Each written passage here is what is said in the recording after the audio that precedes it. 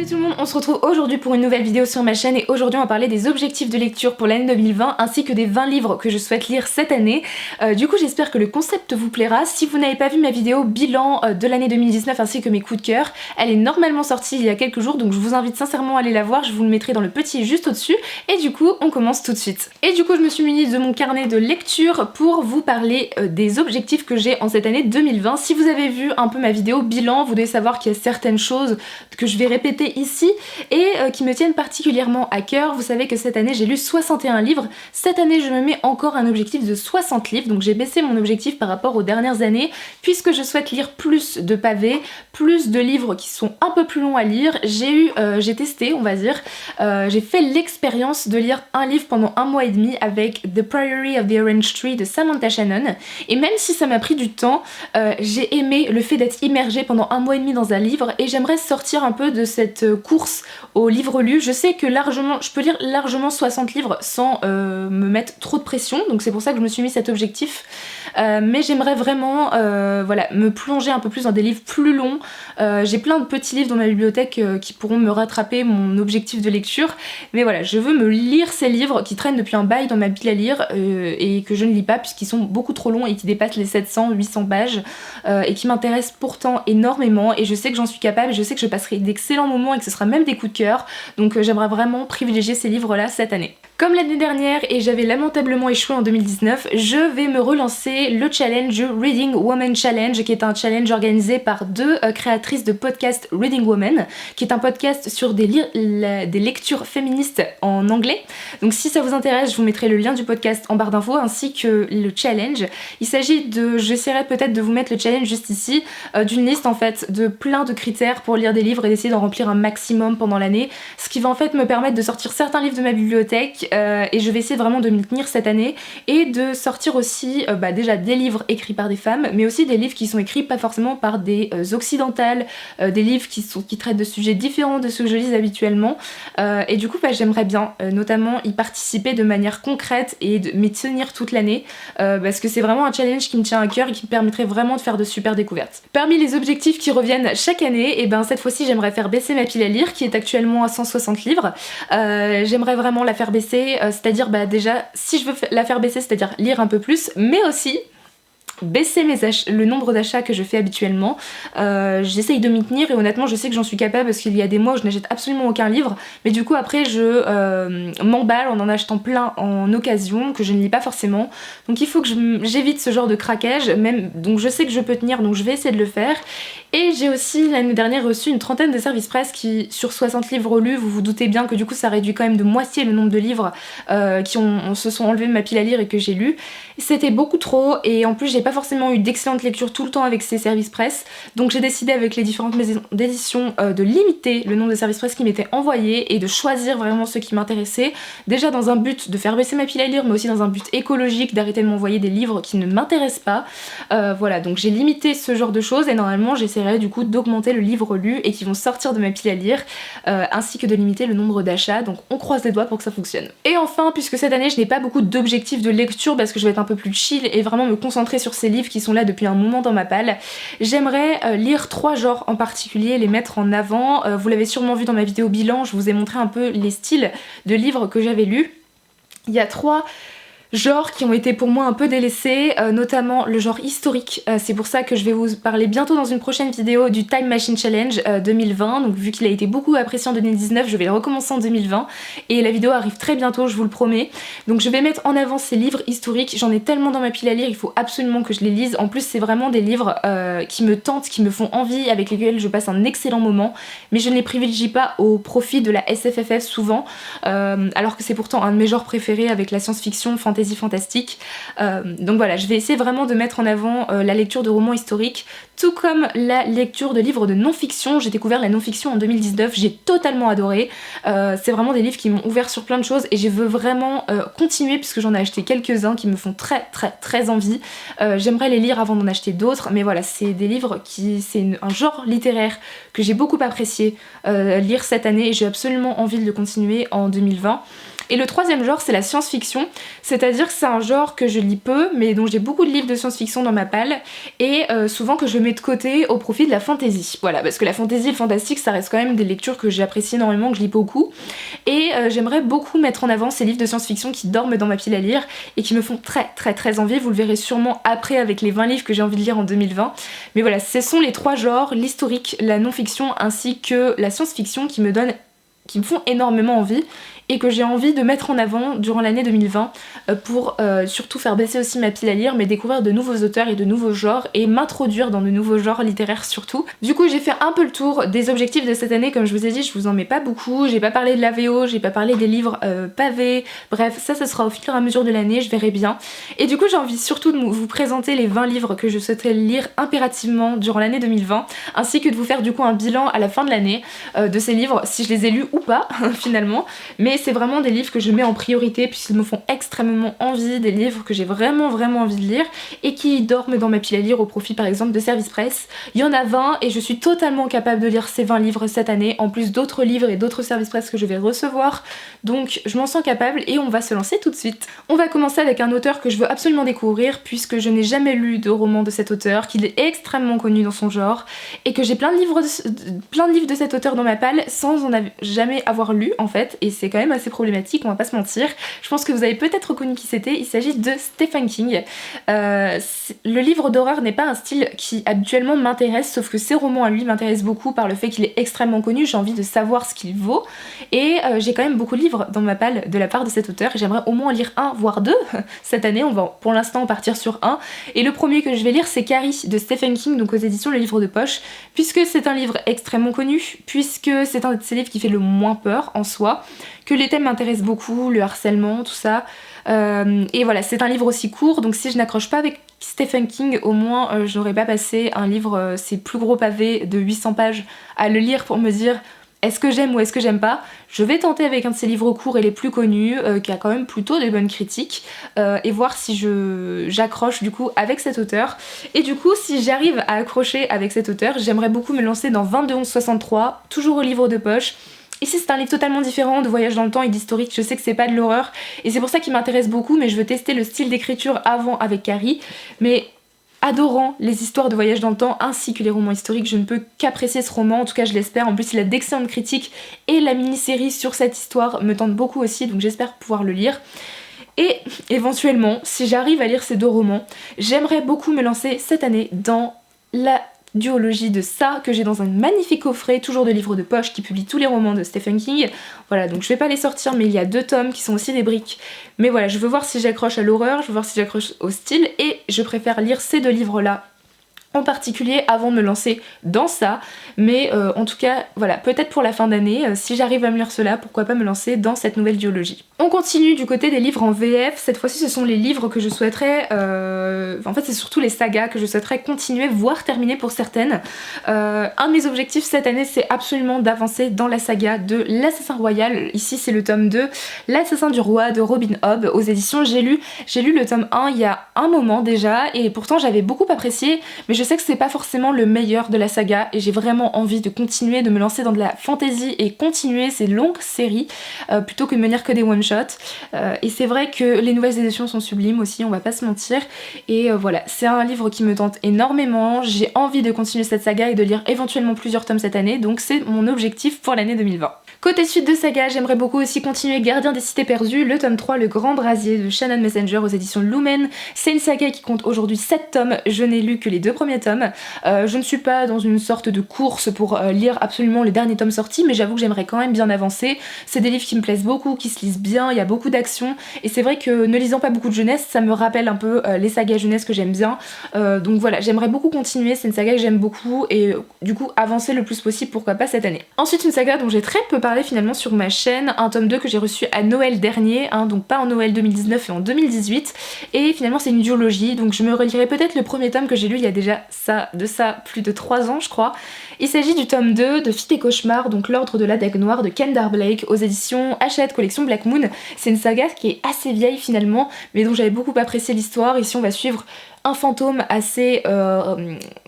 vengeur, un fantôme vengeresse finalement, et j'avais beaucoup apprécié l'histoire, les personnages, j'avais bien aimé ce premier tome et j'aimerais beaucoup continuer, surtout que c'est qu'une duologie, donc en fait il me reste qu'un tome avant de la finir. Pourquoi pas me relire le premier tome et enchaîner avec ce deuxième, en tout cas j'espère pouvoir la finir cette année. Toujours dans les sagas à terminer, j'ai encore le tome 5 des Héros de l'Olympe, donc le sang de l'Olympe de Rick Riordan aux éditions Le Livre de Poche Jeunesse. J'ai lu le 4e tome en année 2018 je crois, et j'aimerais beaucoup lire celui-ci en 2020 pour enfin attaquer d'autres sagas de Rick Riordan, parce que pour l'instant je n'ai lu que 2 sagas alors que c'est un de mes auteurs préférés et qu'il a beaucoup de sagas qui me tentent. J'aimerais vraiment sortir de cet univers de Percy Jackson et tenter d'autres univers de l'auteur, et il faut absolument que je termine cette saga cette année. Enfin, dans une saga que j'aime beaucoup et dont je laisse traîner ce tome alors qu'il est sorti depuis déjà 1 an je pense, il s'agit du tome 3 d'Une Bresse sous la cendre, donc Le Prix du sang de Saba Attahir aux éditions Pocket Jeunesse. J'ai eu un premier tome qui a été un énorme coup de cœur, le 2e tome a été une bonne lecture mais j'avais beaucoup de défauts selon moi, et du coup j'ai un peu laissé traîner ce 3e tome, surtout qu'on n'a toujours pas d'annonce concernant le 4e, mais j'aimerais quand même me le lire cette année, c'est pas une priorité mais j'aimerais quand même continuer parce que c'est une des seules sagas dont il me reste seulement peut-être 2 tomes à lire, donc celui-ci et le tome 4 quand il sortira, et voilà j'aimerais bien quand le 4e tome sortira me l'acheter et me le lire sur le moment pour finir la saga, mais il faut que j'avance, c'est une petite brique, et en plus ça fait un moment que j'ai lu les 2 premiers tomes, donc il faut absolument que je relise soit les 2 premiers tomes, soit que je me trouve des résumés assez spoilants pour ne pas me perdre, mais j'aime tellement cet univers et les personnages que c'est dommage que je ne continue pas alors que j'aime tellement l'histoire quoi. Évidemment durant l'année 2020 j'ai envie de continuer des sagas, lire des one-shots etc, mais j'aimerais aussi commencer quelques sagas qui me font très envie, j'en ai vraiment 3 à vous présenter. Ce sont des livres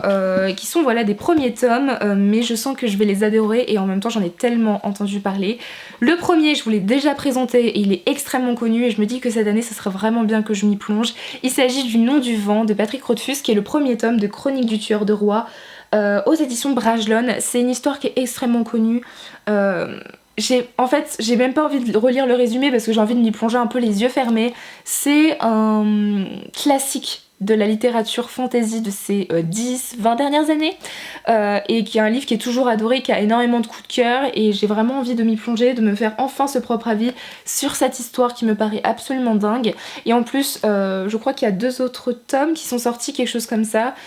donc c'est une saga, même si ce sont des pavés, que j'ai très envie de commencer en 2020. Du côté historique, c'est un livre que j'ai présenté dans beaucoup de piles à lire, que à chaque fois je mettais de côté sans jamais le lire, alors que pourtant vous avez été tellement à me le recommander en commentaire. Du coup je suis un peu désolée à chaque fois de pas le lire parce que vous êtes beaucoup aussi à attendre mon avis. Il s'agit du Secret de la Dame en rouge de Béatrice Beauté aux éditions Scrinéo. C'est une saga qui me tente énormément parce que j'aime beaucoup Béatrice Beauté, qu'en plus j'ai rencontré. Voilà, j'ai sa super dédicace ici, et c'est une histoire qui me tente beaucoup. On est à Paris au 19e siècle, on va suivre Violette Baudoyer qui en fait a la particularité de lire l'avenir et de voir le passé, et en fait elle va devenir la coqueluche de tout Paris sous une fausse identité, et elle va être impliquée aussi dans une histoire de meurtre avec un journaliste. Ça m'a l'air dingue, vraiment. Déjà la couverture est géniale, il y a que des bons avis sur cette histoire, et en plus je sais que le 2e tome est sorti, donc j'aimerais vraiment me lire ce premier tome qui a l'air vraiment dingue, et enfin vous donner mon avis sur cette histoire. Et enfin c'est pareil pour ce 3e roman, il s'agit d'une saga qui a beaucoup fait parler d'elle, en tout cas du côté anglophone. En France on en a un peu entendu parler, notamment de la part de Pepper Palace et Cornelius, ces 2 chaînes Booktube que je vous recommande énormément, et j'ai vraiment envie de commencer cette histoire, surtout dans mon objectif de lire plus de science-fiction. Il s'agit du premier tome des Livres de la Terre fracturée, donc la 5e saison de N.K. Jemisin aux éditions Nouveau Millénaire. C'est une histoire qui me paraît tellement dingue dans l'univers, dans l'ouverture d'esprit, dans l'intrigue qui a l'air absolument géniale. J'ai pas forcément envie de relire le résumé non plus. Je pense que vous en avez beaucoup entendu parler si vous suivez certaines chaînes et si vous aimez la science-fiction fantasy. Mais en tout cas voilà, j'ai tellement hâte de le lire, il a l'air tellement actuel par rapport aux thématiques traitées. Voilà, il me fait énormément envie, et il va encore dormir dans ma pile à lire pendant un moment si je ne le sors pas cette année. Donc cette année je me lis enfin ce premier tome. Du côté de ma pile à lire, j'ai aussi envie de lire cette année, de privilégier les poches, parce que j'ai toujours cette envie de privilégier les grands formats alors que j'ai plein de poches à lire, et en plus qu'on l'air tous géniaux, et j'ai aussi envie de privilégier dans les poches les gros pavés. Là je vais pas vous présenter un gros pavé, il s'agit de Boudica de Jean-Laurent Del Socorro aux éditions J'ai lu. J'ai adoré de Royaume de vent et de colère du même auteur cette année, ça a été un véritable coup de cœur, un roman historico-fantasy que je vous recommande énormément. Et j'ai envie cette année de lire beaucoup de romans de cet auteur, notamment Je suis fille d'orage et Boudica. J'aimerais lire Boudica avant puisque c'est celui qui est le plus vieux dans ma bibliothèque. Et ici on est durant l'Antiquité romaine si je me trompe pas. Et on est sur l'actuelle Angleterre, l'île de Bretagne. Les Romains tentent d'envahir cette île et les Celtes sont totalement dévisés et beaucoup trop faibles face à la menace romaine. Et c'est une femme guerrière qu'on appelle Boudica qui va réussir à rassembler les Romains, rassembler les Celtes pour se défendre face aux Romains. J'ai tellement envie de lire cette histoire, j'ai tellement adoré l'autre roman de Jean-Laurent Del Socorro que je ne doute pas que cette histoire va être géniale. En plus c'est basé sur des faits historiques qui ont réellement eu lieu et j'ai envie de découvrir qui est cette femme guerrière qui est quand même assez méconnue et pourtant qui a fait des prodiges finalement en termes de stratégie guerrière. Voilà, j'ai hâte de lire cette histoire, surtout qu'il est assez court et connaissant Jean-Laurent Del Socorro, je vais le dévorer. Je me suis aussi plaint de ne pas avoir lu assez de classiques cette année, donc j'en ai mis quelques-uns, notamment Rebecca de Daphné du Maurier aux éditions Le Livre de Poche, qui va avoir notamment une adaptation avec Lily James cette année au cinéma, donc j'aimerais bien le lire avant. Ici c'est une histoire où nous sommes dans un manoir, le manoir de Manderley, et un an après sa mort, l'ancienne propriétaire, Rebecca de Winter, hante encore les lieux, et son mari, si je ne me trompe pas, Maxime de Winter, va décider d'épouser une nouvelle femme et cette femme ne va pas forcément être acceptée par le fantôme de Rebecca. Je n'en sais pas beaucoup plus, j'ai pas forcément envie d'en savoir. Daphné du Maurier, c'est une autrice que j'ai tellement envie de découvrir et dont beaucoup de livres me tentent et du coup j'ai hâte de découvrir cette histoire qui est quand même extrêmement connue. Et c'est vrai que je lis très peu de classiques mais encore moins des classiques gothiques et je pense que c'est un de mes premiers livres dans le genre. Toujours dans les classiques, j'ai décidé de me lancer dans Jane Eyre de Charlotte Brontë. J'avais déjà lu Les Odeurs le vent de sa sœur et j'ai toujours envie de lire ce roman puisque je l'avais acheté aussi pour le challenge des 4 maisons cet été. Malheureusement je n'avais pas eu le temps de le lire. C'est aussi une petite brique mais j'ai très envie de me tenter cette histoire qui m'a l'air plutôt intéressante. On suit un personnage féminin qui est assez fort, celui de Jane Eyre, qui est une orpheline qui n'a pas de fortune et qui n'est apparemment pas très belle et qui va rentrer comme gouvernante dans le manoir des Thornfield. Elle va évidemment s'éprendre du maître du lieu mais une sorte de fantôme aussi, un peu comme dans Rebecca, hante les lieux et menace un peu cette relation entre les deux personnages. Si c'est ce que j'ai compris, en tout cas j'aimerais beaucoup découvrir cette histoire qui est très connue et me plonger dans un nouveau classique en 2020. Un livre que j'ai dans ma palle depuis déjà un moment qui est sorti au cinéma cette année en 2019 et malheureusement je n'ai pas eu le temps de le lire mais c'est une grosse brique et en plus c'est une autrice dont j'entends tellement parler surtout du côté anglophone que j'ai beaucoup envie de la découvrir avec cette histoire. Il s'agit du Chardonneret de Donna Tartt ici aux éditions Pocket. C'est une grosse brique hein. Quand je vous ai dit que je voulais les privilégier cette année, j'ai envie de les lire. Ici on va suivre le personnage de Théo Decker qui à 13 ans va se retrouver en possession d'un chef-d'œuvre qui est le Chardonneret sans le vouloir, ce qui va l'emmener dans toute une intrigue et une enquête un peu policière avec du suspense si j'ai bien compris. Il s'est retrouvé en possession de cette œuvre suite à un attentat à New York dans le musée, alors je ne sais plus exactement dans quel musée mais évidemment ça va l'emmener dans une totale aventure et on va le suivre pas seulement quand il est jeune mais aussi quand il est plus vieux en tant qu'adulte etc. Donc c'est une histoire qui est sur plusieurs années qui m'a l'air plutôt intéressante. J'avais déjà tenté de le commencer mais je pense que c'était vraiment pas la bonne période il y a plusieurs années. Je me sens beaucoup plus intéressée par cette histoire maintenant et je pense que je suis beaucoup plus mature aussi pour le lire donc j'aimerais vraiment tenter cette histoire puisqu'il y a beaucoup de livres qui me tentent de Donna Tartt donc pourquoi pas commencer avec celui-ci. Enfin le dernier livre de poche, il s'agit des Piliers de la Terre de Ken Follett aux éditions Le Livre de Poche donc et ici c'est un livre qui me tente beaucoup puisque je suis grande fan de saga historique, que Ken Follett c'est quand même une référence dans ce genre de roman et que je n'en ai jamais lu et pourtant c'est des livres qui m'ont été totalement recommandés. J'aimerais commencer cette saga qui est quand même énorme, je ne sais plus combien de pages fait ce tome mais